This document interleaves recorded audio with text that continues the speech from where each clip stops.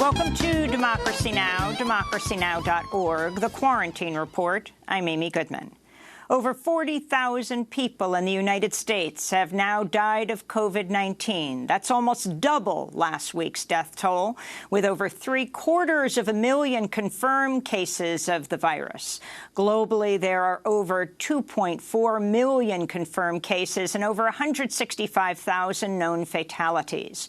True numbers of deaths and infections, both in the United States and around the world, are unknown due to lack of testing, issues around reporting and tracking data, and an unknown number of asymptomatic cases. At least 7,000 of those deaths have been linked to nursing homes across the United States, including long-term care facilities for veterans.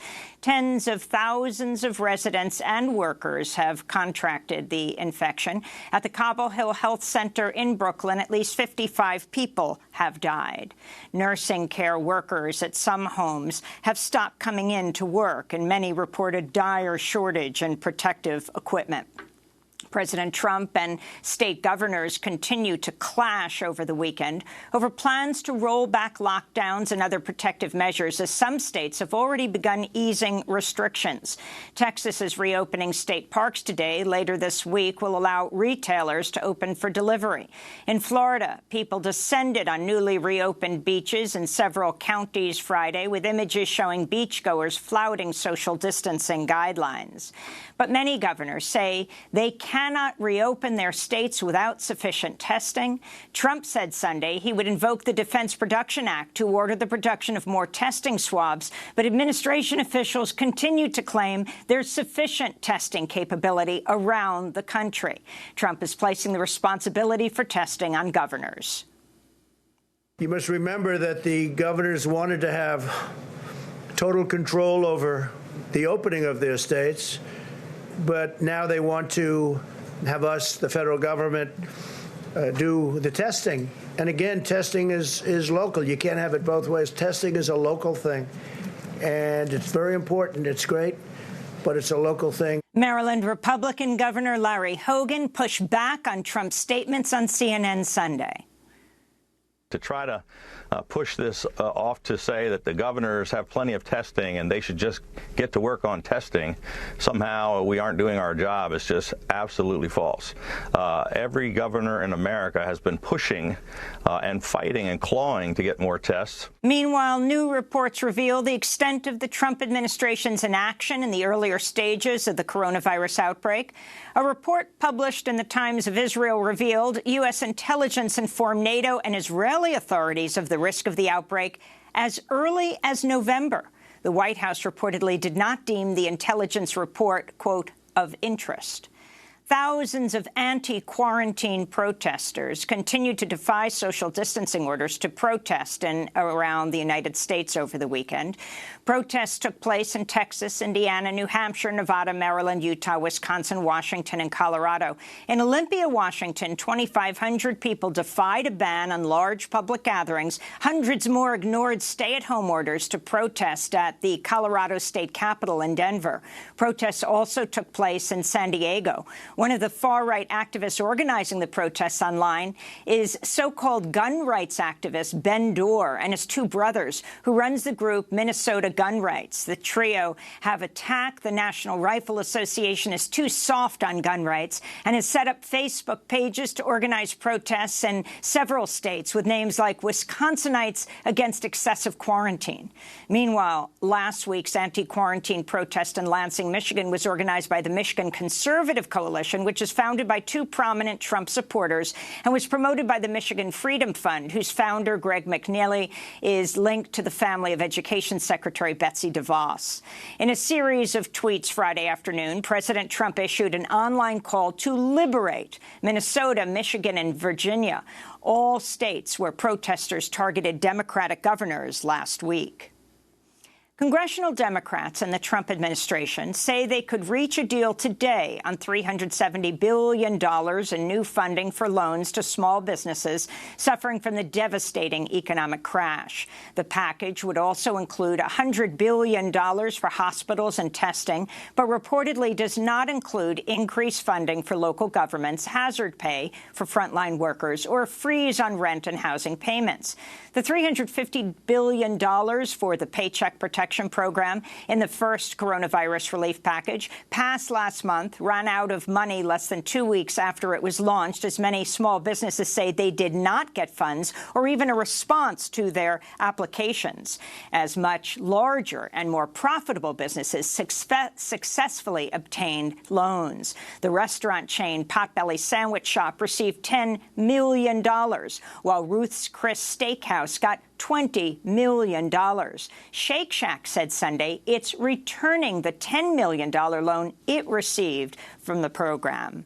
Meanwhile, observers warn the first $2.2 trillion coronavirus relief package is being spent with very limited oversight, as the Treasury's Inspector General post remains unconfirmed by the Senate, and the two panels set up to oversee the funds are understaffed. Dozens of immigrant prisoners at the privately owned Otay Mesa Detention Center near San Diego began a hunger strike this weekend over mounting concerns about their safety during the COVID-19 pandemic. Otay Mesa now has the largest coronavirus outbreak of any immigration jail in the United States. Last week, reports emerged of Otay Mesa guards pepper spraying a group of women in one of the holding units for refusing to sign a contract, reportedly protecting CoreCivic from liability if immigrants became sick in exchange for face masks. This is a phone call between an activist with the immigration rights group Pueblos Sin Fronteras and a woman detained at Otay Mesa, held in the unit that was pepper sprayed. They are throwing pepper spray at us. They do not respect us. We are human, not animals. Help. They want to force us to sign documents so that we throw away the masks. They want to charge us for T-shirts we used to make the masks. In more immigration news, dozens of people held a rally outside a prison for immigrant youth in Chicago Saturday, demanding they release detained children. The Heartland Alliance facility houses nearly 70 children separated from their parents on the U.S.-Mexico border, and as of last week confirmed some 37 children have tested positive for COVID-19. In recent days, images have emerged of youth inside displaying signs at the facility's windows that read, "Help." Calls continue to mount for the release of prisoners as cases explode at jails around the country. In Florida, a person locked themselves to 2 concrete barrels in front of the mansion of Florida Governor Ron DeSantis, protesting the governor's refusal to release incarcerated people during the coronavirus pandemic. In Ohio, over 2,400 prisoners at the Marion Correctional Institution have tested positive for COVID-19. Meanwhile, President Trump's former personal attorney and fixer, Michael Cohen, is being released from prison to serve the remainder of his 3-year sentence under house arrest. Some 21 staff and prisoners at the Otisville prison in upstate New York have tested positive for COVID-19, but the facility is not considered a coronavirus hotspot. In Europe, Italy recorded its lowest daily death toll in a week as leaders weigh whether they will start significantly lifting restrictions in 2 weeks when the current lockdown order expires. Italy has recorded the highest number of deaths after the U.S. at over 23,000. France and Spain also continue to show signs of progress, even as they continue to suffer devastating daily losses. France reported close to 400 deaths Sunday, but hospital admissions have been trending downwards. Spain registered its biggest daily drop in fatalities in almost a month, with 410 new deaths. Germany has allowed some small businesses to reopen starting today. Meanwhile, British Prime Minister Boris Johnson, who's recovering from his own battle with COVID-19, is coming under increasing scrutiny for his early handling of the crisis after a report by the Sunday Times said Johnson skipped key government meetings in February and March about the growing threat.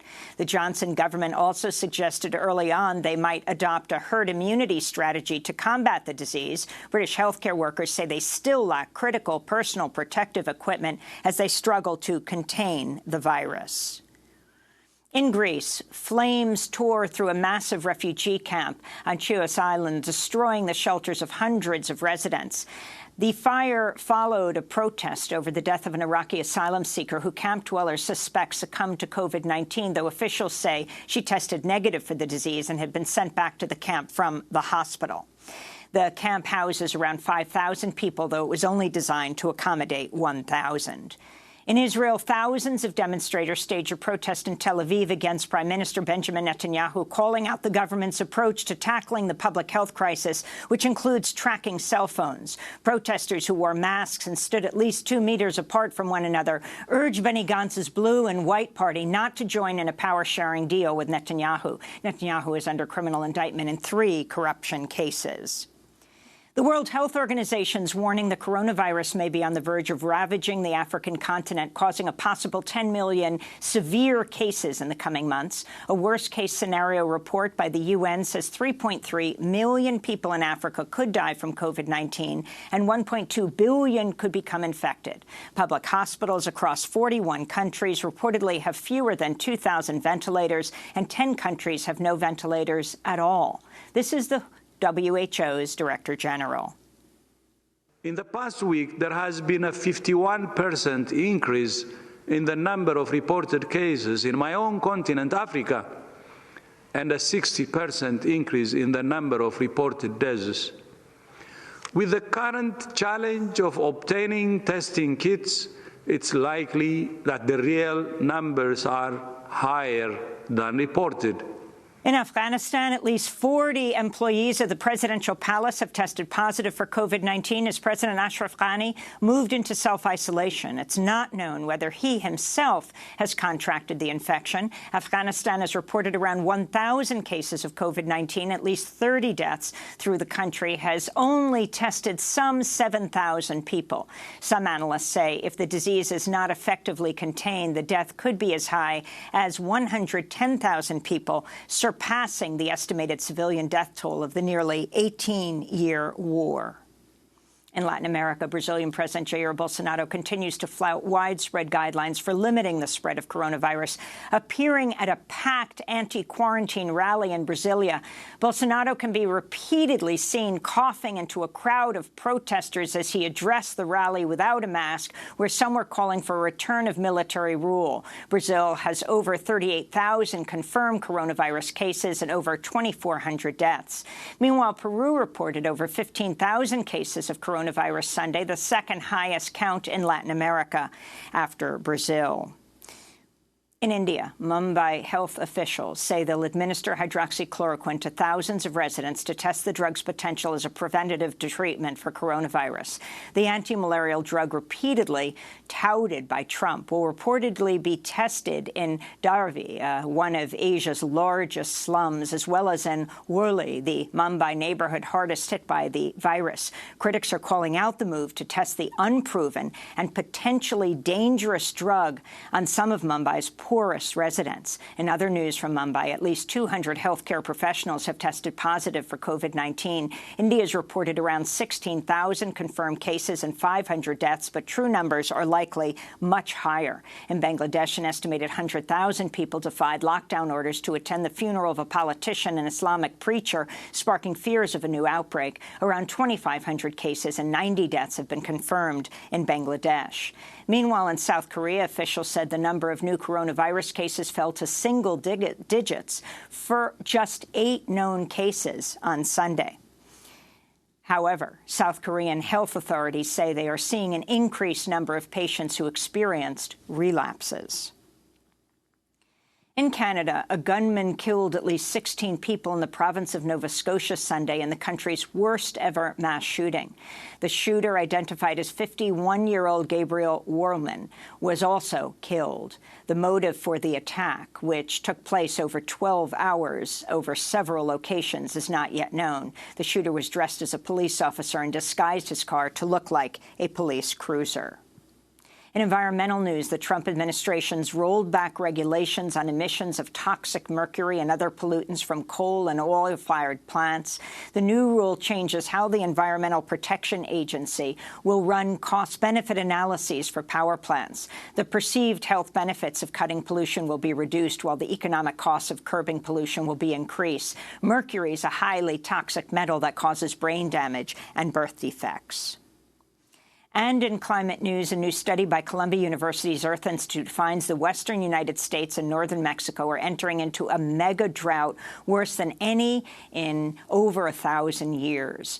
The report in the journal Science finds greenhouse gas emissions from human activity are playing a key role in driving unprecedented dry conditions in southwestern North America.